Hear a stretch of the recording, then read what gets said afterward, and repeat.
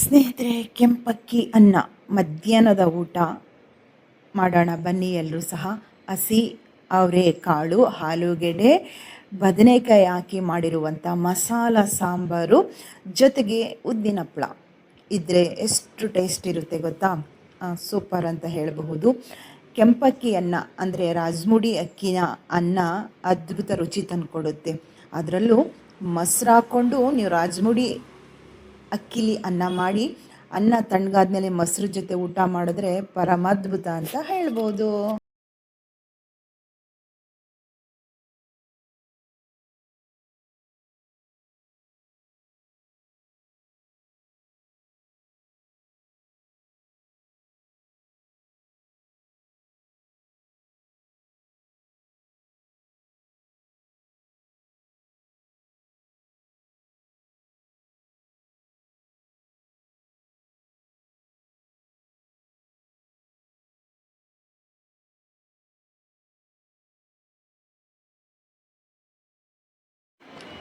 ಸ್ನೇಹಿತರೆ, ನೋಡ್ತಾ ಇದ್ದೀರಿ JCB ಕೆಲಸ ಆಯಿತು. ನಮ್ಮ ನಿವೇಶನದಲ್ಲಿ ನಡೀತಾ ಇರುವಂಥ ಕೆಲಸ ವಾಸ್ಕಲ್ ಪೂಜೆ ಗಮನಿಸ್ತಾ ಇದ್ದೀರಿ. ನಾನೇನು ಮಧ್ಯಭಾಗದಲ್ಲಿ ಒಂದು ಕೆಂಪು ಬಟ್ಟೆ ಸುತ್ತಿಟ್ಟಿರುವಂತಹ ಒಂದು ಅಮೂಲ್ಯವಾದ ವಸ್ತುಗಳನ್ನ ಹಾಕಿ ವಾಸ್ಕಲ್ ಕೆಳಗಡೆ ಏನೆಲ್ಲ ವಿಶೇಷವಾದ ಒಂದು ಸಾಮಗ್ರಿಗಳನ್ನ ಹಾಕಿ ವಾಸ್ಕಲ್ ನಿಲ್ಲಿಸೋಕೆ ಮುಂಚಿತವಾಗಿ ಪೂಜೆ ಮಾಡ್ತಾ ಇರುವಂಥದ್ದು. ಅರಿಶಿನ ಅಂದರೆ ನಾವು ಮೈಲಾರಲಿಂಗೇಶ್ವರನ ಒಂದು ವಿಶೇಷವಾಗಿ ನಮ್ಮ ಮನೆ ದೇವರಾಗಿರೋದ್ರಿಂದ ಭಂಡಾರ, ಹಾಗೂ ಅಲ್ಲಿ ಒಂದು ಕೆಂಪು ಬಟ್ಟೆ ಸುತ್ತಿದ್ದೀನಿ, ನೀವು ಗಮನಿಸ್ತಾ ಇರಬಹುದು. ಅದನ್ನು ಮಧ್ಯಭಾಗದಲ್ಲಿ ಹಾಕೋದ್ರಿಂದ ಹೊಸ್ತಿಲು ಪೂಜೆ ನಾವು ಮಾಡುವಂಥ ಸಂದರ್ಭದಲ್ಲಿ ಹೊಸ್ತಿಲಿನಲ್ಲಿ ಮಹಾಲಕ್ಷ್ಮಿ ಇರ್ತಾರೆ ಅಂತ ಹೇಳ್ತೀವಲ್ವ, ಆ ಒಂದು ವಿಶೇಷ ಪೂಜೆನ ನಾವು ಮಾಡಿಕೊಳ್ಳುವಂಥ ಒಂದು ಶಕ್ತಿ ಕೊಡುವಂಥದ್ದು ಈ ಸಂದರ್ಭದಲ್ಲಿ ಆ ಪೂಜೆ ಅಂತ ಹೇಳಬಹುದು. ನೋಡ್ತಾ ಇದ್ದೀರಿ, ಆ ಒಂದು ಏನು ಅಂತ ಹೇಳಿ ನಿಮಗೆ ನಾನು ಹೇಳ್ಕೊಡ್ತೀನಿ. ಇವಾಗ ಪೂಜೆ ಆಗ್ತಾ ಇರುವಂಥದ್ದು ಈ ಏನು ನೀವು ನೋಡ್ತಾ ಇದ್ದೀರಲ್ಲ ವಾಸ್ಕಲ್ಲು, ಇದು ನಮ್ಮ ತಂದೆ ಮಾಡಿಸಿರುವಂಥದ್ದು. ನೋಡಿ, ಸುಮಾರು 6 ವರ್ಷದ ಒಂದು ಟೈಮಲ್ಲಿ ನಮ್ಮ ಸ್ವಂತ ಮನೆ ಇದೆಯಲ್ಲ, ಆ ಸಂದರ್ಭದಲ್ಲಿ ನಮ್ಮ ತಂದೆ ಮರ ತೆಗೆದು ಅದನ್ನು ಕುಯ್ಯಿಸಿ ವಾಸ್ಕಲ್ಲನ್ನು ಮಾಡಿಸಿರುವಂಥದ್ದು. ನಮ್ಮ ಲೇಬರ್ಸ್ಗಳು ಹೇಳ್ತಾಯಿದ್ರು, ಎಷ್ಟು ಗಟ್ಟಿಮುಟ್ಟಾಗಿದೆ, ಎಷ್ಟು ಚೆನ್ನಾಗಿದೆ ನೋಡಿ ಅಂತ ಹೇಳ್ತಾಯಿದ್ರು. ನಮ್ಮ ತಂದೆಗೆ ತುಂಬ ನಾಲೆಡ್ಜ್ ಇತ್ತು, ತುಂಬ ಹೇಳ್ಕೊಳಕ್ಕಾಗಲ್ಲ ಅಷ್ಟು ನಾಲೆಡ್ಜ್ ಇತ್ತು. ಅವ್ರು ಮಾಡಿಸಿದಂತಹ ನೋಡಿ, ಇದು ಸುಮಾರು 6-7 ವರ್ಷ ಆಗಿದೆ ನನಗೆ ಯೋಗ ಇರೋದು. ನಮ್ಮ ತಂದೆ ಕೈಲಿ ಮಾಡಿಸಿರುವಂಥದ್ದನ್ನು ನೋಡಿ, ನಾನು ಅದನ್ನು ಬಳಸೋವಂಥದ್ದು, ಒಂದು ಅನುಕೂಲ ಮಾಡಿಕೊಟ್ಟಂಥದ್ದು ಎಲ್ಲ ಭಗವಂತನ ಇಚ್ಛೆ ಅಂತ ಹೇಳ್ತೀನಿ. ಪೂಜೆಗೆ ರೆಡಿ ಆಗ್ತಾ ಇರುವಂಥದ್ದು. ವಿಶೇಷವಾಗಿ ನಾವು ವಾಸ್ಕಲ್ಲಿಗೆ ತುಂಬ ಪ್ರಾಮುಖ್ಯತೆ ಕೊಡ್ತೀವಿ. ಮನೆಯ ಸಿಂಹದ್ವಾರ ಅಂತ ಹೇಳ್ತೀವಿ. ನಮ್ಮ ಈ ವಾಸ್ಕಲ್ಗೆ ಮನೆಯ ಮುಖ್ಯ ದ್ವಾರಕ್ಕೆ ಸಿಂಹದ್ವಾರ ಅಂತ ಹೇಳ್ತಾರೆ. ನಿಜವಾಗ್ಲೂ ಪಾಸಿಟಿವ್ ಎನರ್ಜಿ ಆಗಲಿ ನೆಗೆಟಿವ್ ಎನರ್ಜಿ ಆಗಲಿ ಇಲ್ಲಿಂದನೇ ಆಸೆ ಹೋಗುವಂಥದ್ದು. ನೆಗೆಟಿವ್ ಎನರ್ಜಿ ಯಾರಿಗೂ ಬೇಡ, ಅದ್ಭುತವಾದ ಒಂದು ಪಾಸಿಟಿವ್ ಎನರ್ಜಿನ ಸಿಂಹದ್ವಾರದ ಮೂಲಕ ನಮ್ಮ ಮನೆ ಪ್ರವೇಶ ಆಗುವಂಥದ್ದಲ್ವಾ. ಅದಕ್ಕೆ ನಾವು ಏನು ನಮ್ಮ ಪೂರ್ವಿಕರು ಪದ್ಧತಿನ ಅಳವಡಿಸಿರ್ತಾರೋ ಆ ಪದ್ಧತಿನ ನಾವು ಮುಂದುವರಿಸ್ಕೊಂಡು ಹೋಗುವಂಥದ್ದು ವಾಸ್ತು ವಿಚಾರದಲ್ಲಿ ಒಂದು ವಿಶೇಷ ಸ್ಥಾನ ಅಂತ ಹೇಳಬಹುದು. ಹಾಗೆ ಆ ಪೂಜೆ ಎಲ್ಲ ಮುಗಿಸಿ ಆಯಿತು. ನಾನು ಮನೆಗೆ ಬಂದೆ, ಮೊದಲೇ ಕ್ಲಿಪ್ಪಿಂಗ್ ಹಾಕಿದ್ದೆ, ಕೆಂಪಕ್ಕಿ ರೈಸ್ ಮಾಡಿಕೊಂಡು ಮಧ್ಯಾಹ್ನದ ಊಟ ಮುಗಿಸ್ಕೊಳ್ಳೋಣ ಅಂತ ಹೇಳಿ ಅದೇ ಕ್ಲಿಪ್ಪಿಂಗ್ನ ನಿಮಗೆ ಈ ವಿಡಿಯೋ ಮೊದಲೇ ಹಾಕಿದ್ದೀನಿ. ಇವಾಗ ಮನೆಗೆ ಬಂದು ಒಂದು ಗ್ಲಾಸ್ ಬಿಸಿನೀರು ಕುಡಿಯೋಣ ಅಂತ ಹೇಳಿ ಬಿಸಿನೀರನ್ನು ತಗೊಳ್ತಾ ಇದ್ದೀನಿ.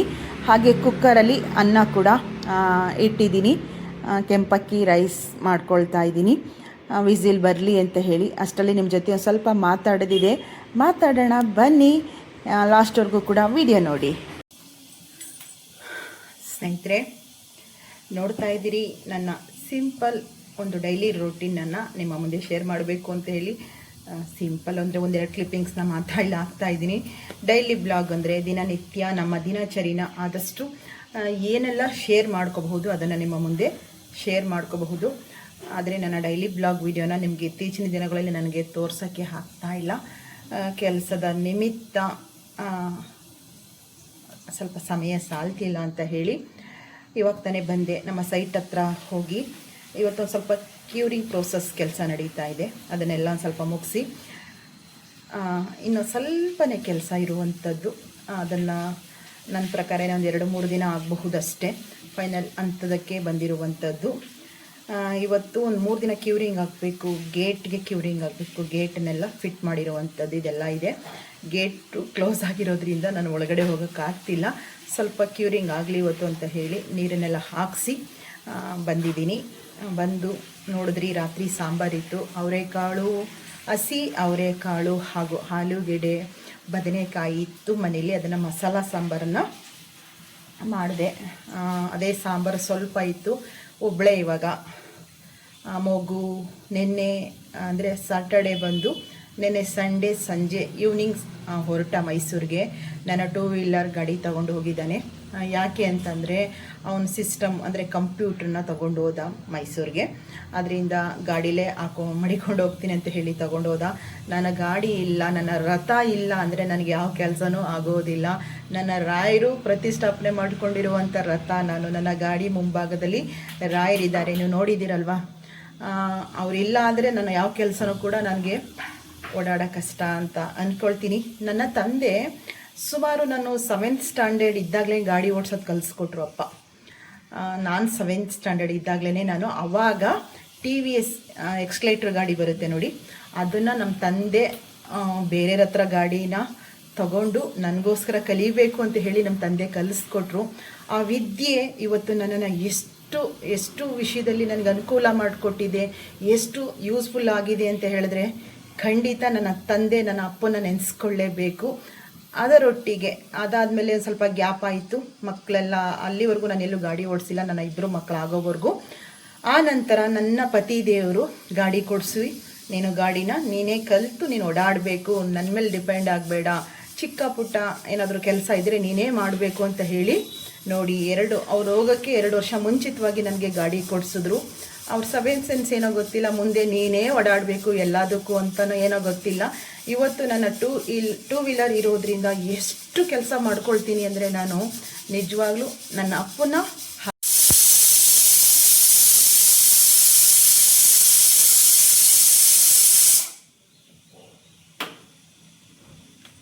ಟ್ರೈಪ್ಯಾಡ್ ಹೆಂಗೆ ಬಿದೋಗ್ತಾ ಇತ್ತು ಅಂದರೆ, ಈ ಕಡೆ ಗಾಳಿ, ಆಷಾಢದಲ್ಲಿ ಈ ಸೈಡ್ ಗಾಳಿ, ಇಲ್ಲೇನು ಕೂಡ ಇರೋಕ್ಕೆ ಬಿಡಲ್ಲ, ಅಷ್ಟು ಗಾಳಿಗೆ ಹಾರಾಡುತ್ತೆ. ಯಾವುದೇ ಐಟಮ್ಸು ಕೂಡ ತಪ್ಪ ಬಿದ್ದೋಗುತ್ತೆ. ಟ್ರೈಪ್ಯಾಡ್ ಈಗ 1 ಸೆಕೆಂಡ್ಗೆ ಬಿದ್ದೋಗ್ತಾ ಇತ್ತು ಕೆಳಗಡೆ. ನಾನು ಹಂಗೆ ಸ್ಟ್ಯಾಂಡಲ್ಲಿ ಇಟ್ಕೊಂಡಿದ್ದೀನಿ. ಆದಷ್ಟು ಈ ಡೋರ್ ತೆಗಿತಾ ಇಲ್ಲ ಇವಾಗ ನಾನು. ತುಂಬ ಗಾಳಿ ಬೀಸ್ತಾ ಇದೆ ಈ ಸೈಡು, ಆಷಾಢದ ಗಾಳಿ, ತುಂಬ ಗಾಳಿ ಬೀಸ್ತಾ ಇರುತ್ತೆ. ಏನೋ ಹೇಳ್ತಾ ಇದೆ ನನ್ನ ಅಪ್ಪನ ಹಾಗೂ ನನ್ನ ಪತಿ ದೇವ್ರನ್ನ ಖಂಡಿತವಾಗ್ಲೂ ಕೂಡ ನಾನು ನೆನ್ಕೊಳ್ಳದಿರುವಂಥ ಕ್ಷಣನೇ ಇಲ್ಲ. ಪ್ರತಿಯೊಂದು ಸನ್ನಿವೇಶನೂ ಕೂಡ ಅವ್ರ ನೆನಪು ನನಗೆ ತಂದುಕೊಡುತ್ತೆ ಅಂತ ಹೇಳಬಹುದು. ಬಿಸಿನೀರು ಕುಡಿಯೋಣ ಅಂತ ಬಿಸಿನೀರು ತಗೊಂಡೆ. ಆದಷ್ಟು ನೀರನ್ನ ನಿಂತ್ಕೊಂಡು ಕುಡಿಬಾರ್ದು. ವಿಡಿಯೋ ಮಾಡ್ತಾ ಇದ್ದೀನಲ್ಲ ಅಂತ ಹೇಳಿ ನಿಂತ್ಕೊಂಡು ಕುಡಿತಾ ಇದ್ದೀನಿ. ನೀರನ್ನು ಕುತ್ಕೊಂಡೇ ಕುಡಿಬೇಕು. ನಾನು ಯಾವಾಗಲೂ ಬಿಸಿ ನೀರು ಬೇಕು. ಬೆಚ್ಚಗಾಗಲಿ ಹಿಂಗೆ ಕುಡಿಯೋಕ್ಕಾಗಲ್ಲ. ನೀವು ಯಾವುದೇ ಹೋಟೆಲ್ಗೆ ಹೋಗಿ ನಾನು ಬಿಸಿ ನೀರು ಕೊಡಿ ಅಂತಲೇ ಕೇಳೋದು. ಹಂಗೆ ಕುಡಿದ್ರೇ ನನಗೆ ಸಮಾಧಾನ ಆಗುವಂಥದ್ದು. ಅನ್ನ ಕೂಡ ವಿಸಿಲ್ ಬಂತು, ಆಫ್ ಮಾಡಿದ್ದೀನಿ. ಅದರಿಂದ ಮಗು ಬರ್ತಾ ಇದ್ದಾನೆ. ಇನ್ನು ಸುಪ್ರೀತ್ ಊಟಕ್ಕೆ ಕಾಲೇಜ್ಗೆ ಹೋಗಿರೋದ್ರಿಂದ 4 ಗಂಟೆಗೆ ಬರೋದು. ಸ್ವಲ್ಪ ಸಾಂಬಾರಿದೆ, ಬಿಸಿ ಅನ್ನ ಮಾಡ್ಕೊಳ್ಳೋಣ. ಅದು ರೆಡ್ ರೈಸ್. ಮಧ್ಯಾಹ್ನ ಟೈಮು ನಾನು ಕೆಂಪಕ್ಕಿ ಅನ್ನನೇ ಊಟ ಮಾಡುವಂಥದ್ದು. ಅನ್ನಕ್ಕೆ ಇಟ್ಕೊಂಡೆ. ಅನ್ನ ಮೊಸರಿಗಂತೂ ಸೂಪರಾಗಿರುತ್ತೆ. ಅನ್ನ ತಣ್ಣಗಾದ್ಮೇಲೆ ಸ್ವಲ್ಪ ಗಟ್ಟಿ ಮೊಸರನ್ನ ಹಾಕ್ಕೊಂಡು 1 ಈರುಳ್ಳಿ ಸಣ್ಣದಾಗಿ ಕಟ್ ಮಾಡಿ ಹಾಕ್ಕೊಂಡು ಊಟ ಮಾಡಿ ಎಷ್ಟು ಚೆನ್ನಾಗಿರುತ್ತೆ. ಸೈಡ್ಗೊಂದು ಉಪ್ಪಿನಕಾಯಿ, ಈರುಳ್ಳಿಕಾಯಿ ಉಪ್ಪಿನಕಾಯಿನ ಹಾಕ್ಕೊಳ್ಳಿ, ಸೂಪರಾಗಿರುತ್ತೆ. ಕೆಂಪಕ್ಕಿ ರಾಜಮುಡಿ ಅಕ್ಕಿ ಇದು, ಅಷ್ಟು ರುಚಿ ಇರುತ್ತೆ. ಟೇಸ್ಟ್ ಅಂತೂ ಸೂಪರ್ ಅಂತ ಕೂಡ ಹೇಳ್ಬಹುದು. ಮೊಸರನ್ನಕ್ಕೂ ಸರಿ, ನೀವು ಯಾವುದೇ ಸಾಂಬಾರು ಜೊತೆ ಊಟ ಮಾಡಿ, ಉಪ್ಸಾರು, ಮಸಾಲ ಸಾರು, ಹಾಗೆ ಬೇಳೆ ಹುಳಿ ಸಾಂಬಾರು ಅಂತ ಮಾಡ್ತೀವಲ್ಲ, ಎಲ್ಲ ಸಾರಿಗೂ ಅಷ್ಟೇ ರೆಡ್ ರೈಸ್ ಅನ್ನ ತುಂಬ ಚೆನ್ನಾಗಿರುತ್ತೆ. ಇವತ್ತು ಸೈಟ್ ಹತ್ರ ನಾನು ಮತ್ತೆ ಒಂದು 3 ಗಂಟೆಗೆ ಹೋಗ್ತೀನಿ. ಅಷ್ಟೊತ್ತಿಗೆ ಗಾಡಿ ಬರುತ್ತೆ, ಹೋಗ್ತೀನಿ. 2 ಟ್ರಿಪ್ಪು ನನ್ನ ಮಗ ದೊಡ್ಡವನು ಬಿಟ್ಕೊಟ್ಟ. ಸ್ವಲ್ಪ ಐಟಮ್ಸ್ ಎಲ್ಲ ಬರೋದಿತ್ತು, ಅದನ್ನೆಲ್ಲ ನೋಡಿ ಬರೋದಿತ್ತು. ಇವೆಲ್ಲ 2 ಸಲ ಬಿಟ್ಟು ಕಾಲೇಜ್. ಸುಪ್ರೀತು ಈಗ ಸ್ವಲ್ಪ ಹೊತ್ತು ರೆಸ್ಟ್ ಮಾಡಿ ಸ್ವಲ್ಪ ಊಟ ಮುಗಿಸ್ಕೊಂಡು ಹೋಗೋಣ ಅಂತ ಹೇಳಿ ಮನೆಗೆ ಬಂದಿದ್ದು. ನಿನ್ನೆ ವಿಡಿಯೋಗೆ ತುಂಬ ಒಳ್ಳೆ ಕಮೆಂಟ್ಗಳನ್ನ ಹಾಕಿದ್ದೀರಿ. ನಿಮ್ಮೆಲ್ಲರ ಪ್ರೀತಿ ನಿಜವಾಗ್ಲೂ ಬೆಲೆ ಕಟ್ಟೋಕ್ಕಾಗಲ್ಲ. ಥ್ಯಾಂಕ್ಸ್ ಅನ್ನೋವಂಥದ್ದು, ಧನ್ಯವಾದ ಅನ್ನುವಂಥದ್ದು ತುಂಬ ಚಿಕ್ಕ ಪದ ಅಂತ ನಾನು ಪ್ರತಿ ಬಾರಿ ಕೂಡ ಹೇಳುವಂಥದ್ದು. ಅದ್ರ ಜೊತೆಗೆ 1-2 ವಿಷಯನ 1-2 ಮಾತನ್ನು ಆಡಲೇಬೇಕು. ಏನೋ ಹೇಳ್ತಾರಲ್ಲ, ನವಿಲು ಜಾಗ್ರಾಡೋದನ್ನು ನೋಡಿ ಕೆಂಬೂತ ಪುಕ್ಕ ತರ್ಕೊಳ್ತಿತ್ತಂತೆ. ನವಿಲು ನರ್ತನ ಮಾಡೋದನ್ನು ನೋಡಿ ಕೆಂಬೂತ ಓ ನನಗಾಗ್ತಿಲ್ವಲ್ಲ ಅನ್ನೋ ಥರ ಹೊಟ್ಟೆವರಿ ಪಡ್ತಿತ್ತಂತೆ. ಅಂಥವ್ರು ಇರ್ತಾರೆ. ಒಂದಂತೂ ಸತ್ಯ, ಗಂಡ ಇದ್ದಾಗ ಗಂಡ ತರುವಂಥ ಒಂದಿಷ್ಟು ಸಂಭಾವನೆನ ಹೆಂಡತಿ ಇಸ್ಕೊಂಡು ಅದನ್ನು ಮೇಂಟೈನ್ ಮಾಡೋದು ಬೇರೆ ಕೆಲಸ. ಅದು ಬೇರೆ ಥರನೇ. ನೀವೆಲ್ಲರೂ ಕೂಡ ಮಾಡ್ತೀರಾ ಅದನ್ನು ಅಲ್ವಾ? ಗಂಡನ್ನು ಕಳ್ಕೊಂಡಿರುವಂತಹ ಒಬ್ಬ ಹೆಣ್ಮಗಳು ಬದುಕನ್ನು ನಿಭಾಯಿಸೋದಕ್ಕೆ ಅವಳು ಪಡುವಂತಹ ಒಂದು ಏನೇ ಒಂದು ಡಿಸೈಡನ್ನು ತಗೋಬೇಕಾದ್ರೆ, ಒಂದು ತೀರ್ಮಾನ ತಗೋಬೇಕಾದ್ರೂ ಅವಳು ಮನಸ್ಪೂರ್ವಕವಾಗಿ ಮಕ್ಕಳಿಗೋಸ್ಕರ, ಅವಳ ಪರಿವಾರ, ಅವಳನ್ನು ನಂಬ್ಕೊಂಡಿರೋರೋಸ್ಕರ ನಿಲ್ತಾಳೆ ಆಕೆ. ಅಂಥ ಹೆಣ್ಮಕ್ಳಿಗೆ ನೀವೇನು ಸಹಾಯ ಮಾಡಬೇಡಿ, ನಿಮ್ಮ ಸಿಂಪತಿನೂ ಕೂಡ ಬೇಡ. ಹಿಂದೆ ಮಾತಾಡೋದನ್ನು ಬಿಡಿ. ಗಂಡನ ಹತ್ರ ಕಿತ್ಕೊಂಡು ಗಂಟು ಮಾಡ್ತಿರಲ್ಲ, ಹಂಗಲ್ಲ ಇದು, ಆಯಿತಾ? ಅದರಲ್ಲೂ ಸಹ ಪತಿಯೇ ಪರದೈವ ಅನ್ನುವಂಥ ಮನಸ್ಥಿತಿಯಲ್ಲಿರುವಂಥವಳು ನಾನು. ಅವರ ಹೆಸರಿಗೆ ಎಲ್ಲೂ ಸಹ ಒಂದು ಕಪ್ಪು ಚುಕ್ಕಿನೂ ಬರೋದಕ್ಕೆ ನಾನು ಬಿಡೋದಿಲ್ಲ, ಈ ದೇಹದಲ್ಲಿ ಉಸಿರಿರೋವರೆಗೂ ಸಹ. ಬರೀ ನನ್ನ ಗಂಡ ಅಂತ ಹೇಳ್ತೀನಿ ಅಲ್ಲ, ನನ್ನ ತಂದೆನೂ ಕೂಡ ಅವ್ರು ಕಲಿಸಿದಂಥ ಸಿದ್ಧಾಂತನೇ ನಾನಿವತ್ತು ಬದುಕು ಕಟ್ಕೊಳ್ಳೋದಕ್ಕೆ ಸಾಧ್ಯ ಆಗ್ತಾ ಇರೋದು. ಒಬ್ಬ ಹೆಣ್ಣು ಮಗಳು ಹೇಗಿರಬೇಕು, ಹೇಗೆ ಗುಣವಂತಳಾಗೇ ಇರಬೇಕು ಅನ್ನೋದನ್ನ ನನ್ನ ತಂದೆ ನನಗೆ ಕಲಿಸ್ಕೊಟ್ಟಿದ್ದಾರೆ. ನನ್ನ ತಂದೆ ಕಲಿಸ್ಕೊಟ್ಟಂಥ ಆ ಗುಣನ ನಾನು ನನ್ನ ಗಂಡನೊಟ್ಟಿಗೆ ಬದುಕಿದ್ದೀನಿ, ಜೊತೆಗೆ ಇನ್ನೂ ಬದುಕ್ತೀನಿ, ಜೀವಿಸ್ತೀನಿ. ನಿಮ್ಮಂಥವ್ರು ಹೊಟ್ಟೆ ಉರ್ಕೊಳ್ಳೋರು ಇರೋವರೆಗೂ ಕೂಡ ನಾನು ಚೆನ್ನಾಗೇ ಬೆಳೆದು ತೋರಿಸ್ತೀನಿ. ಯಾರೋ ಒಬ್ಬ ಹೆಣ್ಮಕ್ಳು ಹೇಳ್ತಿದ್ರು, ಸಾಲ ಇದೆ ಅಂದ ತಕ್ಷಣ ಅವ್ರು ಬಡ್ಡಿ ಕಟ್ಟಿರ್ತಾರೆ, ಅದೆಲ್ಲ ಕಟ್ಟಿದ್ರು ಸಹ ಅವ್ರು ಊಟ ಮಾಡಬಾರ್ದಾ, ಅವ್ರು ಕೆಲಸ ಮಾಡ್ಕೋಬಾರ್ದಾ, ಮತ್ತೊಂದು ಮಾಡಬಾರ್ದಾ? ನಿಮ್ಗೆ ಯಾಕೆ ಮೆಣಸಿನ್ಕಾಯಿ ಮುರಿದಂಗಾಗುತ್ತೆ ಅದನ್ನು ಹೇಳಿ. ನಾನೇನಾದರೂ ನಿಮ್ಮ ಥರ ಅಲ್ಲಿಗೆ ತಗೊಂಡೋಗಿ ನಮ್ಮ ಸುದ್ದಿ ಹೇಳೋದು, ಅಲ್ಲಿಂದ ತಂದು ಇಲ್ಲಿಗೆ ಹೇಳೋದೇನಾದರೂ ಮಾಡಿದ್ದೀನಾ? ನನ್ನನ್ನು, ಈ ವಿಡಿಯೋನ, ನನ್ನ ಚಾನಲ್ನ ತುಂಬ ಜನ ನಮ್ಮೂರಿನವರು ಕೂಡ ನೋಡ್ತೀರಿ. ನನಗೆ ಗೊತ್ತಿದೆ, ನನ್ನ ಸಂಬಂಧಿಕರು ಅನ್ಸ್ಕೊಳ್ಳೋರು ಕೂಡ ನೋಡ್ತಾರೆ. ಬರೀ ಈ ಊರವರಲ್ಲ, ಬೇರೆ ಊರಲ್ಲಿ ಯಾರೆಲ್ಲ ಇದ್ದಾರೆ, ತುಂಬ ಜನಕ್ಕೆ ನನ್ನ ವಿಡಿಯೋ ಸಿಗ್ತಾ ಇದೆ, ನೋಡ್ತಾ ಇದ್ದೀರಿ. ನನ್ನ ಗುಣ ಏನು ಒಂದು ಕಮೆಂಟ್ ಮಾಡಿ. ಹೌದು, ಅಲ್ಲಿಂದ ಇಲ್ಲಿಗೆ ಹೇಳೋದು, ಇಲ್ಲಿಂದ ತಂದು ಅಲ್ಲಿಗೆ ಹೇಳೋದು, ಅವ್ರನ್ನ ಇವ್ರಿಗೆ ಜಗಳಾಡಿಸೋದಾಗಲಿ ಏನಾದರೂ. ಈ ನನ್ನ ವಯಸ್ಸು ಇಲ್ಲಿವರೆಗೆ, ನನ್ನ ವೈವಾಹಿಕ ಜೀವನ 26ನೇ ವರ್ಷ ಅಂದ್ಕೊಳ್ತೀನಿ. ಈ ಡಿಸೆಂಬರ್ ಬಂದರೆ 26 ತುಂಬಿ 27ನೇ ವರ್ಷಕ್ಕೆ ಬರುತ್ತೆ. ನನ್ನ ಏಜು ಕೂಡ ಇನ್ನೇನೋ ಅರ್ಧ ಸೆಂಚುರಿಗೆ ಬರ್ತೀನಿ. ಇನ್ನೊಂದು 4ರಿಂದ 5 ವರ್ಷ. ಹಿಂಗಿದ್ದಾಗ ನನ್ನ ಗುಣ, ನನ್ನ ನಡತೆಯೇನು ತುಂಬ ಜನಕ್ಕೆ ಗೊತ್ತು. ಆ ಥರ ಏನಾದರೂ ಇದ್ದಿದ್ರೆ ಅಂದರೆ ನೋಡಿ, ನಾನು ಹೇಳ್ತೀನಿ, ನನ್ನ ತಂದೆ ಮನೆಯಲ್ಲಿ ನಾನು ಬೆಳೆದಂಥ ರೀತಿ ತುಂಬ ಅವಿಸ್ಮರಣೀಯ ಅಂತ ಹೇಳ್ತೀನಿ. ತುಂಬ ಶಿಸ್ತಲ್ಲಿ ಬೆಳೆಸಿದ್ರು. ಒಂದು ನಮ್ಮ ಮನೆಯ ರೋಡಲ್ಲಾಗಲಿ ನಾವು ನಿಂತೋರಲ್ಲ, ಯಾವುದೋ ಮನೆ ಮುಂದೆ ಕೂತ್ಕೊಂಡು ಅರಟೆ ಹೊಡೆದೋಳಲ್ಲ.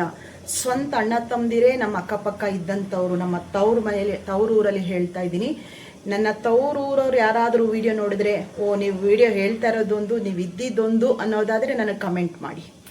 ನೀವು ಇಷ್ಟು ದಿನ ಐಡಲ್ಲಿದ್ದು ನನ್ನ ವಿಡಿಯೋ ನೋಡ್ಕೊಂಡು ಸುಮ್ಮನೆ ಆಗ್ತಾ ಇದ್ರೆ, ನಾನು ಹೇಳ್ತಾ ಇರೋದು ಸತ್ಯ ಹೇಳ್ತಾ ಇದ್ದೀನೋ ಇಲ್ಲ ತಪ್ಪು ಹೇಳ್ತಾ ಇದ್ದೀನೋ ನಿಜವಾಗ್ಲೂ ಕಮೆಂಟ್ ಮಾಡಿ. ಆ ಥರ ಏನಾದರೂ ನಾನು ಸುಳ್ಳು ಹೇಳ್ತಾ ಇದ್ದೀನಿ ಅಂದರೆ ನೀವು ಕಮೆಂಟ್ ಮಾಡಿ, ಸತ್ಯ ಹೇಳ್ತಾ ಇದ್ದೀನಿ ಅಂದರೆ ನೀವು ಕಮೆಂಟ್ ಮಾಡಿಲ್ಲ ಅಂದರೂ ನನಗೆ ಪರವಾಗಿಲ್ಲ. ಹಂಗೆ ಬೆಳೆದಿದ್ದೀನಿ ನಾವು, ಹಂಗೆ ನಮ್ಮ ತಂದೆ ಬೆಳೆಸಿರೋದು. ಒಬ್ಬ ಒಬ್ಬ ಹೆಣ್ಮಕ್ಳು ಗುಣವಂತೆಯಾಗಿ ಒಂದು ಸಂಸ್ಕಾರಯುತವಾಗಿ ಹೇಗೆ ಬೆಳಿಬೇಕು ಆ ರೀತಿ ನನ್ನ ತಂದೆ ಬೆಳೆಸಿರೋದು. ಆ ನಡವಳಿಕೆ, ಆ ಗುಣನ ತುಂಬಿಕೊಂಡಿರುವಂಥವ್ರು ನಾವು. ಅಲ್ಲಿ ಹಂಗೆ ಬೆಳೆದ್ವಿ. ಬೆಳೆದಾದ್ಮೇಲೂ ಸಹ ನನಗೆ ಮದುವೆ ಮಾಡಿ ಕಳಿಸಿದ್ರು. ನನ್ನ ಗಂಡನೂರಲ್ಲಾದರೂ ಸರಿ, ನಾವು ಬದುಕು ಕಟ್ಕೊಳ್ಳೋದಕ್ಕೆ ಬೆಂಗಳೂರಲ್ಲಿದ್ವಿ, ಅಲ್ಲಾದರೂ ಸರಿ, ಸ್ವಂತ ಊರಲ್ಲಾದರೂ ಸರಿ, ಏನಾದರೂ ಕಂಡವ್ರ ಮನೆ ಸುದ್ದಿ ಮಾತಾಡಿಕೊಂಡು ಅವ್ರಿಗೆ ಇವ್ರಿಗೆ ತಂದಿಕ್ಕೊಂಡು ಏನಾದರೂ ನಾನು ಮಾಡಿದರೆ ಕಮೆಂಟ್ ಮಾಡಿ. ಇಲ್ಲಿವರೆಗೂ ಸಹ ಯಾವುದಾದ್ರೂ ಒಂದು ಕಾರ್ಯ, ಒಂದು ಏನಾದರೂ ಒಂದು ಸಾವು ನೋವು ಆಗಿದ್ದರೆ ಹೋಗಿ ಬಂದಿದ್ದೇನೆ ಹೊರ್ತು ಇಲ್ಲ ಅಂತ ಹೇಳಿ ಬರೀ ಅರಟೆ ಹೊಡೆಯೋದಕ್ಕೇ ಒಬ್ಬರು ಮನೆ ಬಾಗಿಲಿಗೆ ಓದೋಳಲ್ಲ ನಾನು. ನಾನಾಯಿತು, ನನ್ನ ಕೆಲಸ ಆಯಿತು. ನಾನು ಇದೇ ಶಿಸ್ತಲ್ಲಿದ್ದೀನಿ. ನನ್ನ ತಂದೆ ಹೇಗೆ ನನ್ನ ಬೆಳೆಸಿದಾರೋ ಅದೇ ಶಿಸ್ತಲ್ಲಿ ನಾನು ಇರುವಂಥವಳು. ಅಲ್ಲಿಂದ ಇಲ್ಲಿವರೆಗೂ ನನ್ನ ಗಂಡನ ಕಳ್ಕೊಂಡು ಈಗ ವರ್ಷದ ಮೇಲೆ 4-5 ತಿಂಗಳು ಆಗ್ತಾ ಇದೆ. ಅವರಿಲ್ಲ, ನನ್ನ ತಂದೆ ಇಲ್ಲ, ಈ ಕಡೆ ನನ್ನ ಗಂಡ ಇಲ್ಲ ಅಂತ ಹೇಳಿ ಸುತ್ತಬಾರ್ದ ಜಾಗದಲ್ಲಿ ನಾನು ಸುತ್ತುತ್ತಾ ಇದ್ದೀನ. ನನ್ನ ನಡವಳಿಕೆ ಇವತ್ತು ಕೂಡ ಅದೇ ಗತ್ತು ಗಾಂಭೀರ್ಯ ನಡವಳಿಕೆಯಲ್ಲೇ ಇದ್ದೀನಿ ನಾನು. ನಿಮಗೆಲ್ಲ ಮೆಣಸಿನ್ಕಾಯಿ ಮುರಿದಂಗೆ ಆಗುತ್ತಾ ಆ ನನ್ನ ಈ ಶಿಸ್ತು, ಈ ಗತ್ತು ಗಾಂಭೀರ್ಯ ನೋಡಿ. ನೀವು ಇರಿ, ನಿಮ್ಮನ್ನೇ ಯಾರು ಬೇಡ ಅಂತ ಹೇಳಿದ್ರು. 3 ಹೊತ್ತು ಕಂಡವ್ರ ಮನೆ ಕೂತ್ಕೊಳ್ತೀರಿ, ಕಂಡವ್ರ ರೋಡಲ್ಲಿ ಕೂತ್ಕೊಂಡು ಅಲ್ಟೆ ಹೊಡಿತೀರಿ, ಬರೀ ಬೇರೆಯವ್ರ ಸುದ್ದಿ ಮಾತಾಡ್ಕೊಂಡೇ ಜೀವನನ ಕಳೀತಾ ಇದ್ದೀರಿ. ನನಗೆ ಗೊತ್ತಿಲ್ವಾ, ನನಗೆ ನನ್ನದೇ ಆದ ಲೋಕ, ನನ್ನ ಕೆಲಸಗಳಿದ್ದಾಗ ನನ್ನ ಕೆಲಸ ಏನು, ಆ ಕೆಲಸದ ನಿಮಿತ್ತವಾಗೇ ನಾನು ಓಡಾಡಿರ್ತೀನಿ. ಆ ನಂತರ ನಾನಾಯಿತು, ನನ್ನ ಮನೆ ಆಯಿತು, ನನ್ನ ಯೂಟ್ಯೂಬ್ ಆಯಿತು. ಇಷ್ಟೇ ನನ್ನ ಕೆಲಸ. ಬೇರೆ ಬೇರೆ ಬೇರೆ ಏನೇನೋ ತಲೆ ತುಂಬಿಕೊಂಡು ಬರೀ ಕಂಡವ್ರ ಸುದ್ದಿ, ಕಂಡವ್ರ ಮನೆ ಹಿಂಗೆ ತಿಂತಾವ್ರೆ, ಹಿಂಗೆ ಉಣ್ತಾವ್ರೆ, ಇದ್ರ ಬಗ್ಗೆ ತಲೆ ಕೆಡಿಸ್ಕೊಳ್ಳೋಕ್ಕೆ ನನಗೆ ಸಮಯನೇ ಇರೋದಿಲ್ಲ ನಿಮ್ಗಳ ಥರ. ಆಯಿತಾ? ಗಂಡನ ಜೊತೆ ಭಾಳ ಆರ್ದನೆ ಬಂದು ಅಪ್ಪನ ಮನೆ ಸೇರ್ಕೊಂಡಿರೋರು ಎಷ್ಟೋ ಜನ ಇದ್ದಾರೆ. ಎಲ್ಲ ಸರಿ ಇದ್ದು ಕೂಡ ಗಂಡನ ಜೊತೆ ಬಾಳಕ್ಕಾಗ್ದೇ ಎಲ್ಲೋ ಬಂದು ಬದುಕ್ತಾ ಇರೋರು ಎಷ್ಟೋ ಹೆಣ್ಮಕ್ಳು ಅವರವರ ಮೂಗನ್ನ ನೇರಕ್ಕೆ ಅವರು ಬದುಕ್ತಾ ಇದ್ದಾರೆ. ನಾವು ಗಂಡನೇ ನಿಜವಾಗ್ಲೂ ದೈವ ಅಂತ ಬದುಕ್ತಾ ಇರುವಂಥವ್ರು. ಅವರಿಲ್ಲ ಅಂದ ತಕ್ಷಣ ಹೇಗೆ ಬೇಕಾದರೆ ಬದುಕುವಂತಹ ಹೆಣ್ಮಕ್ಳು ಇರಬಹುದು. ನಾವು ಆ ಜೈಮಾನದವಳಲ್ಲ ನಾನು. ಅರ್ಥ ಮಾಡ್ಕೊಳ್ಳಿ. ಇವತ್ತು ಏನೋ ಒಂದು ಸಾಧನೆ ಹಾದಿಗೆ ಹೋಗ್ತಾ ಇದ್ದೀನಿ ಅಂತಂದರೆ ನಮ್ಮನ್ನು ಪ್ರೀತಿಸುವಂಥವ್ರು, ನಮ್ಮನ್ನು ಯಾವಾಗಲೂ ಜೋಪಾನ ಮಾಡ್ತಿದ್ದವರು ನಮ್ಮ ಜೊತೆ ದೈಹಿಕವಾಗಿಲ್ಲ ಅಂದರೂ ಕೂಡ ನಿಜವಾಗ್ಲೂ ಇದ್ದಾರೆ. ನೀವು ತಲೆ ಕೆಡಿಸ್ಕೋಬೇಡಿ, ನಿಮ್ದು ಏನಿದೆ ನೀವು ನೋಡ್ಕೊಳ್ಳಿ. ನಾನು ಬದುಕು ಕಟ್ಟುವಂಥ ರೀತಿ ಶೈಲಿ ಯಾವಾಗಲೂ ರಾಜಮಾರ್ಗದಲ್ಲೇ ಇರ್ತೀನಿ. ಭಗವಂತನೂ ಮೆಚ್ಕೊಳ್ತಾರೆ ಅದನ್ನು. ಆಯಿತಾ? ಆಧ್ಯಾತ್ಮಿಕ ಒಲವುಳ್ಳವ್ರಿಗೆ ಗೊತ್ತಿರುತ್ತೆ. ಇವತ್ತು ಪ್ರತಿಯೊಂದು ಕೆಲಸನೂ ಸಹ ಗಟ್ಟಿಗಿತ್ತಿ ಅನ್ನೋದು ನಿಜವಾಗ್ಲೂ ಸುಮ್ಮನೆ ನಾನು ಹೇಳ್ಕೊಂಡಿಲ್ಲ. ಗಂಡ ಇಲ್ಲದ ಹೆಣ್ಮಕ್ಳನ್ನ ಅಂತ ಕರಿಬೇಡಿ, ಗಟ್ಟಿಗಿತ್ತಿ ಅಂತ ಕರೀರಿ ಅಂತ ಹೇಳಿರೋದು ಅದು ನಾನು ಅನುಭವಿಸಿ ಹೇಳ್ಕೊಳ್ತಾ ಇರೋದು. ಆಯಿತಾ? ಒಂದೊಂದು ತೀರ್ಮಾನನೂ ಸಹ ನಾನು ತಗೊಳ್ತಾ ಇರೋದು ನನಗೆ ಕೆಲವು ಬಾರಿ ರೋಮಾಂಚನ ಅನಿಸುತ್ತೆ. ಹೌದಲ್ಲ, ಇದು ಕರೆಕ್ಟ್ ಇದೆಯಲ್ಲ ಅನ್ನೋಂತೆ ಬದುಕ್ತಾ ಇದ್ದೀನಿ ನಾನು. ನನ್ನ ಕ್ವಾಲಿಟಿ ಆಗಲಿ, ನನ್ನ ಗುಣದ ಬಗ್ಗೆ ಆಗಲಿ ನಿಮಗೆ ಮಾತಾಡೋಂತಹ ಯೋಗ್ಯತೆ ಎಳ್ಳು ಮನೆಯೂ ಕೂಡ ಇಲ್ಲ. ಅರ್ಥ ಮಾಡ್ಕೊಳ್ಳಿ. ಬರೀ ಕಂಡವ್ರ ಸುದ್ದಿ ಮಾತಾಡ್ಕೊಂಡೆ ನೀವು ಜೀವನ ಕಳೀತಾ ಇದ್ದೀರಿ. ಗಂಡ ತಂದು ಹಾಕೋದನ್ನ ತಿನ್ಕೊಂಡು ಅದನ್ನು ಜೀರ್ಣ ಮಾಡ್ಕೊಳಕ್ಕಾಗಲ್ಲಲ್ಲ. ಕಂಡವ್ರ ಸುದ್ದಿ ಮಾತಾಡಿಕೊಂಡು ಆ ಬೀದಿ ಈ ಬೀದಿ ಅವ್ರ ಮನೆ ಇವ್ರ ಮನೆ ಬಾಗ್ಲಲ್ಲಿ ಕೂತ್ಕೊಂಡು ಮಾತಾಡೋದು ಬಿಟ್ಟರೆ ನಿಮ್ಗೆ ಇನ್ನೇನೂ ಗೊತ್ತಿಲ್ಲ, ನಿಮ್ಗೇನು ಬರೋದೂ ಇಲ್ಲ. ಗಂಡ ಅಲ್ಲಿ ಹೆಂಗೆ ದುಡ್ಕೊ ಬರ್ತಾನೋ ಅದನ್ನು ಕಿತ್ಕೊಂಡು ಮಡಿಕೋಬೇಕು, ಅದನ್ನು ಜೀರ್ಣಿಸ್ಕೊಳ್ಳೋಕ್ಕೆ ಏನಾದರೂ ಒಂದು ಹಾದಿನ ಹುಡುಕ್ಬೇಕು. ಅಷ್ಟೇ ನಿಮ್ಮ ಜೀವನ. ಅದು ಬಿಟ್ಟರೆ ನಿಮ್ಗೆ ಇನ್ನೇನು ಬರುತ್ತೆ ಅಂತ ಅಂದ್ಕೊಂಡಿದ್ದೀರಿ ನೀವೆಲ್ಲ?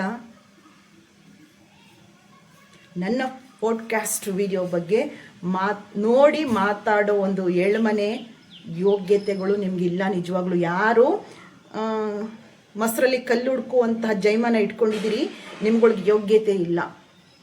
ಒಂದು ಯೂಟ್ಯೂಬ್ ಚಾನಲ್ ಮಾಡಿ, ಆಯಿತಾ? ನಂತರ ಮುಂದೆ ಮೊಬೈಲ್ ಇಟ್ಕೊಂಡು ವಿಡಿಯೋಗಳನ್ನ ಮಾಡಿ ಅಪ್ಲೋಡ್ ಮಾಡಿ. ನಿಮ್ಮ ಯೋಗ್ಯತೆಗಳ ಬಗ್ಗೆನೂ ನೀವು ಮಾತಾಡ್ಕೊಳ್ಳಿ. ನಾನೇನಾದರೂ ನಿಮ್ಮ ಸುದ್ದಿ ತೊಗೊಂಡೋಗಿ ಅಲ್ಲಿ ಮಾತಾಡಿ ಅವ್ರ ಸುದ್ದಿ ತಂದು ಇಲ್ಲಿ ಮಾತಾಡಿದ್ದೀನ? ನಿಮ್ಗಳಿಗೆ ಅದು ಇರೋದು, ಆ ಗುಣ ಇರುವಂಥದ್ದು.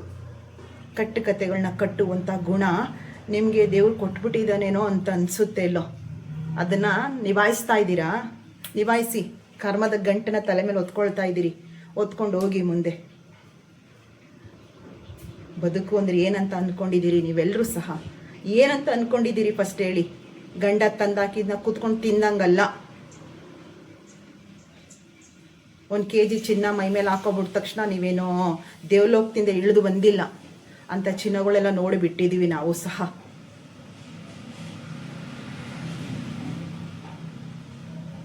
ಯಾವ ಚಿನ್ನ, ಯಾವ ದುಡ್ಡು, ಯಾವ ಐಶ್ವರ್ಯ ಅದಲ್ಲ.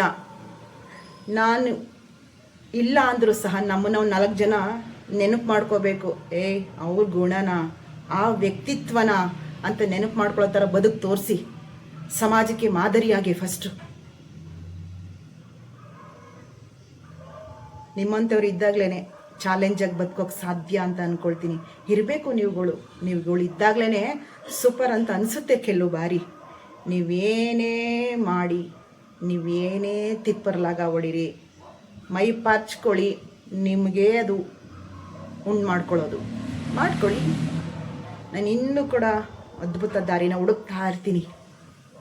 ಭಗವಂತನ ಪಾದಕ್ಕೆ ಅರ್ಪಣೆ ಮಾಡಿ ನನಗೆ ಈ ಯಾದಿ ಬೇಕು ಭಗವಂತ ಅಂತ ಕೇಳ್ತಾ ಇರ್ತೀನಿ. ನೀವು ಬರೀ ಕಂಡವ್ರ ಸುದ್ದಿ ಮಾತಾಡೋದ್ರಲ್ಲೇ ಜೀವನ ಎಲ್ಲ ಕಳೆದು ಒಂದಿನ ಹೋಗೋದಷ್ಟೇ. ನಿಮ್ಮ ಮನೆಯವರು ನನ್ನೊಂದಿನ ನೆನ್ಕೋತಾರೆ, ಬಿಟ್ಟಾಕ್ತಾರೆ. ಅದೇ 4 ಜನಕ್ಕೆ ಏನಾದರೂ ಏನೋ ಒಂದು ಮಾಡಿ, ಏನೋ ಒಂದು ನಮ್ಮಿಂದ ಒಂದು ಪುಟ್ಟದಾಗಿ ಒಂದು ಮೋಟಿವೇಟ್ ಸಿಗ್ತಾ ಇದೆ, ಏನೋ ಒಂದು ಸಾಧನೆ ಮಾಡ್ತಾ ಇದ್ದೀವಿ, 4 ಜನಕ್ಕೆ ಏನೋ ಒಂದು ಕೆಲಸ ಕೊಡುವಂಥ ಪ್ರಯತ್ನದಲ್ಲಿ ಇದ್ದೀವಿ ಅಂದಾಗ ಅದಕ್ಕೆ ಯಶಸ್ಸನ್ನ ಕೊಡ್ದಂಗೆ ಇರ್ತಾರ ಭಗವಂತ ಹೇಳಿ?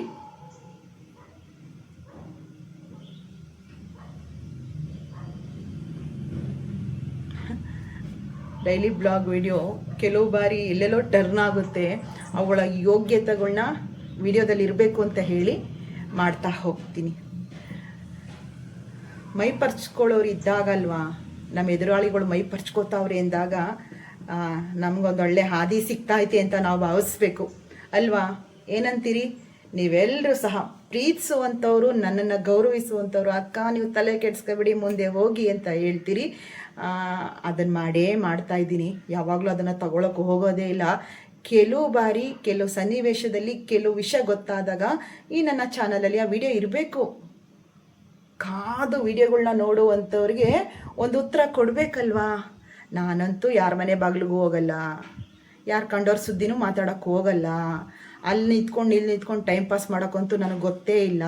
ನನಗೆ ಗೊತ್ತಿರೋದು ಈಗ ಒಂದು ಒಳ್ಳೆ ಪ್ಲಾಟ್ಫಾರ್ಮ್ ಅಂತಂದರೆ ನನ್ನ ಯೂಟ್ಯೂಬ್ ಚಾನಲ್ಲು.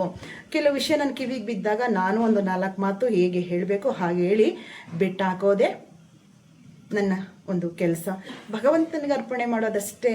ಆದರೆ ಹೇಳಿರ್ಬೇಕಲ್ವಾ, ಕೆಲವು ವಿಷಯಗಳು ಚಾನಲ್ ಮೂಲಕ ಗೊತ್ತಾಗಬೇಕಲ್ವಾ? ಅದಕ್ಕೋಸ್ಕರ ವಿಡಿಯೋ ಮಾಡ್ತಾ ಇದ್ದೀನಿ. ನನ್ನ ಕೆಲಸ ಸುಗಮವಾಗಿ ನಡೀತಾ ಇದೆ. ಅದು ಯಾರೂ ಕೆಡ್ಸೋಕ್ಕಾಗಲ್ಲ. ಭಗವಂತನ ಅನುಗ್ರಹ ಇದ್ಮೇಲೆ ಇಡೀ ಮಂತ್ರಾಕ್ಷತೆನ ನಾನು ಹೊಸ್ತಿಲ್ ಪೂಜೆ ಮಾಡಿದಾಗ ಆ ಹೊಸ್ತಿಲ್ ಕೆಳಗಡೆ ಹಾಕಿದ್ದೀನಿ ಅಂದಾಗ ನೀವು ಒಳ್ಳೇದು ಬಯಸಿದ್ರೆ ಅದು ಒಳ್ಳೇದೇ ರಿಪೀಟ್ ಬರುತ್ತೆ. ನೀವು ಕೆಟ್ಟದಂದರೆ ಕೆಟ್ಟದೇ ರಿಪೀಟ್ ನಿಮಗೆ. ಅದಂತೂ ಸತ್ಯ. ಕಲಿಯುಗ ಇರೋದೇ ಹಾಗೆ. ನೀವು 4 ಜನಕ್ಕೆ ಒಳ್ಳೇದ ಬಯಸಿದ್ರೆ ಆ ಕಡೆಯಿಂದ ಒಳ್ಳೇದೇ ಬರುತ್ತೆ. ಒಂದು 4 ಜನಕ್ಕೆ ಕೆಡುಕನ್ನ ಬಯಸ್ತಾ ಇದ್ದೀರಿ, ಅವ್ರಿಗೆ ಹಂಗಾಗ್ತಾ ಇದೆ ಅಂತ ನೀವು ನಿಮ್ಮ ಮನಸ್ಸಿನಲ್ಲೇ ಕೆಡುಕನ್ನ ಬಯಸ್ತಾ ಇದ್ದೀರಿ ಅಂದರೆ ಅದರ 2ರಷ್ಟು ಕೆಡುಕು ನಿಮ್ಮನ್ನು ಆವರಿಸೋದಂತೂ ಸತ್ಯ. ಈ ಮಾತಂತೂ ಸತ್ಯ. ಬೇಕಾದ್ರೆ ನೋಡಿ ಬೇಕಾದರೆ ನೀವೇ. ನನಗೆ ಕೆಲವ್ರು ಗೊತ್ತಿರೋರು ನನಗೆ ಕಮೆಂಟನ್ನು ಮಾಡಿದ್ದುಣ್ಣೋ ಮಾರಾಯ ಅಂತ ಏನಿದೆಯೋ, ಒಳ್ಳೇದು ಮಾಡಿದ್ರೆ ಒಳ್ಳೇದೇ, ಕೆಟ್ಟದ್ದು ಮಾಡಿದ್ರೆ ಕೆಟ್ಟದ್ದೇ ಬರುವಂಥದ್ದು ನಿಮ್ಗಳಿಗೆ. ಮತ್ತೊಬ್ಬರಿಗೆ ನಿಮ್ಮ ಕೈಲಿ ಏನು ಮಾಡೋಕ್ಕಾಗಿಲ್ಲ ಅಂದರೆ ತಪ್ಪಗಿರಿ, ಕೆಟ್ಟದ್ದನ್ನು ಬಯಸಬೇಡಿ. ಕರ್ಮದ ಮಡಿಕೆನ ನೀವು ಒತ್ಕೊಂಡ್ರಿ ಅಂತ ಅರ್ಥ ತಿಳ್ಕೊಳ್ಳಿ. ಮೊದಲು ಗಂಡ ಅನ್ನೋರ ಜೊತೆ ಸಂಸ್ಕಾರಯುತವಾಗಿ ಬದುಕಿ, ಫಸ್ಟು ಅದನ್ನು ಬದುಕು ತೋರಿಸಿ, ಮೈ ಪರ್ಚ್ಕೊಳ್ಳೋದನ್ನು ಬಿಟ್ಟು. ಸಾಲ ಮಾಡಿರೋರು ಸಾವಿರಾರು ಜನ ಮಂದಿ ಇದ್ದಾರೆ. ಅದಕ್ಕೆ 100 ಪಟ್ಟು ಬಡ್ಡಿ ಕಟ್ಟಿರೋರು ಇದ್ದಾರೆ. ಬಡ್ಡಿ ಕಟ್ಟಿದ್ದೀನಿ, ಸಾಲ ಮಾಡಿದ್ದೀನಿ ಅಂತ ಉಣ್ಣೋದು ಬೇಡ, ತಿನ್ನೋದು ಬೇಡ, ಅಷ್ಟು ಹೊಟ್ಟೆ ಉರಿ ಪಡುವಂಥವ್ರು ಇದ್ದಾರೆ ಜನ. ಅದಕ್ಕೆಲ್ಲ ಭಗವಂತ ನಿಮ್ಗೆ ಉತ್ತರ ಕೆಲಸದ ಮೂಲಕ ಕೊಡಿಸ್ತಾರೆ. ಕಾದು ನೋಡಿ. ಪ್ರತಿನಿತ್ಯ ನನ್ನ ವಿಡಿಯೋ ನೋಡ್ತಿರಲ್ವ, ತುಂಬ ಐಡಲ್ ಇತ್ಕೊಂಡು ವಿಡಿಯೋಗಳನ್ನ ಇವತ್ತು ಏನು ವಿಡಿಯೋ ಹಾಕಿರಬಹುದು, ಏನನ್ನು ಮಾಡ್ಕೊಂಡು ತಿಂದಿರಬಹುದು, ಎಲ್ಲಿಗೆ ಹೋಗಿರಬಹುದು, ಇದನ್ನೆಲ್ಲ ಕಾದು ನೋಡ್ತಿರಲ್ಲ. ನಿಮ್ಮ ಉಳುಕು ಮನಸ್ಸು ಪ್ರೀತಿಯಿಂದ ನೋಡಿದ್ರೆ ಅದೊಂಥರ ಏ ಪಾಪ ಅಂತ ಬೇಡ ನನಗೆ, ಗಟ್ಟಿಗೀತಿ ಕಣಪ್ಪ ಇವಳು. ಸರಿತಾ ಸನ್ನಿಧಿ ಅಂದರೆ ಗಟ್ಟಿಗೀತಿ. ಗಂಡು ಮಕ್ಕಳು ಮಾಡುವಂಥ ಕೆಲಸನ ಆಕೆ ಒಬ್ಬಳೇ ನಿಂತ್ಕೊಂಡು ಮಾಡ್ತಾವಳೆ. ಆ ಭಗವಂತ ಒಳ್ಳೇದು ಮಾಡಲಿ ಅಂತ ಹೇಳಿ ದಾರಿ ಹೋಗ್ರು ಕೂಡ ನನ್ನ ಜೊತೆ ಮಾತಾಡಿರೋದನ್ನು ನಾನು ಇವತ್ತು ನನ್ನ ಮಗನ ಜೊತೆ ಹೇಳ್ಕೊಂಡೆ, ಮಗನೇ ನಿಮ್ಗೆ ಒಳ್ಳೇದಾಗುತ್ತೆ ಅಂತ ಕರ್ಕೊಂಡು ಹೋದ ಕಡೆ ಎಲ್ಲ ಅಂತ ಅನ್ನೋ ಮಾತು ಯೂನಿವರ್ಸಲ್ಗೆ, ಬ್ರಹ್ಮಾಂಡಕ್ಕೆ ಕೇಳಿಸುತ್ತೆ. ಖಂಡಿತ ನಮಗೆಲ್ಲ ಜಯನೇ ಅಂತ ನಾನು ಹೇಳ್ಕೊಂಡು ಬಂದೆ ನನ್ನ ಮಗನ ಹತ್ರ. ಹಂಗೆ ಬಯಸಿ ಅಯ್ಯೋ ಏನೋ ಮಾಡ್ತಾವಳೆ ಅಂದ್ಕೊಂಡು ಮನಸ್ಸಲ್ಲೇ ಉಳುಕು ಮನಸ್ಸನ್ನ ತೋರಿಸ್ಕೋಬೇಡಿ. ಅದರ ಹೆಂಗಿರುತ್ತೆ ರಿಪ್ಲೈ ಗೊತ್ತಾ, ಭಗವಂತಂದು ನೀವೇನು ಉಳ್ಕೊಂಡು ಏನೋ ಉರ್ಕೊಂಡು ಮತ್ತೊಬ್ಬರ ಬಗ್ಗೆ ಮಾತಾಡಿ ಹಂಗೆ ಅಂತಿರಲ್ವ, ಆ ಕೆಡುಕು ನಿಮಗೇ ಬಂದು ಟಚ್ ಮಾಡುತ್ತೆ. ಕಾದು ನೋಡಿ. ನಾನೇನು ಹೇಳೋದಿಲ್ಲ. ಭಗವಂತನಿಗೆ ಅರ್ಪಣೆ ಮಾಡುವಂಥದ್ದು ಹೇಳ್ತಾರಲ್ಲ, ಮೌನ ಬಂಗಾರ ಅಂತ ಹೇಳಿ ಕೆಲವು ಬಾರಿ ಮೌನಕ್ಕೆ ಶರಣಾಗ್ತೀನಿ. ಭಗವಂತನ ಅರ್ಪಣೆ ಮಾಡೋಣ, ಭಗವಂತನಿಗೆ ಅರ್ಪಣೆ ಮಾಡಿ ಬಿಡೋಣ ಆಯಿತಾ. ನಿಮ್ಮ ಉಳುಕು ಮನಸ್ಸನ್ನು ಇನ್ನು ಜೀವಿತಾವಧಿ ಎಷ್ಟಿದೆಯೋ ಗೊತ್ತಿಲ್ಲ, ಒಂದು ಒಳ್ಳೆಯ ಹಾದಿಲಿ ಹೋಗಿ ಒಂದಿಷ್ಟು ಪುಣ್ಯ ಸಂಪಾದನೆ ಮಾಡಿಕೊಂಡು ಆತ್ಮದ ಪ್ರಯಾಣ ಚೆನ್ನಾಗಿರಲಿ ಅಂತ ಬಯಸ್ಕೊಳ್ಳಿ. ಇಷ್ಟು ಬಿಟ್ಟರೆ ಇನ್ನೇನು ಇಲ್ಲ. ಇಲ್ಲಿ ಯಾವುದು ಶಾಶ್ವತ ಅಂತೂ ಇಲ್ಲ. ಯಾರು ಇಲ್ಲಿ ಚಿರಂಜೀವಿಗಳಂತೂ ಅಲ್ಲ. ನಾನೊಂದು 100 ವರ್ಷ ಬದುಕ್ಬಿಡ್ತೀನಿ ಅಂತ ಹೇಳಿ ಕಿತ್ಕೊಂಡು ಬಚ್ಚಿಟ್ಟು ಮಡಗಿದ್ರೂ ಅದಕ್ಕೆ ಪ್ರಯೋಜನ ಇಲ್ಲ.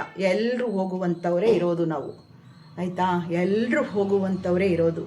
ಅದನ್ನು ಅರ್ಥ ಮಾಡಿಕೊಂಡು ನಿಮ್ಮ ಬದುಕು ಏನಿದೆಯೋ ಅದ್ರ ಕಡೆ ಗಮನ ಕೊಡಿ ಆಯಿತಾ ಸ್ನೇಹಿತರೆ. ಇವತ್ತಿಷ್ಟಾಗಿತ್ತು. ಅನ್ನ ವಿಸಿಲ್ ಕೂಡ ಹೋಗಿದೆ.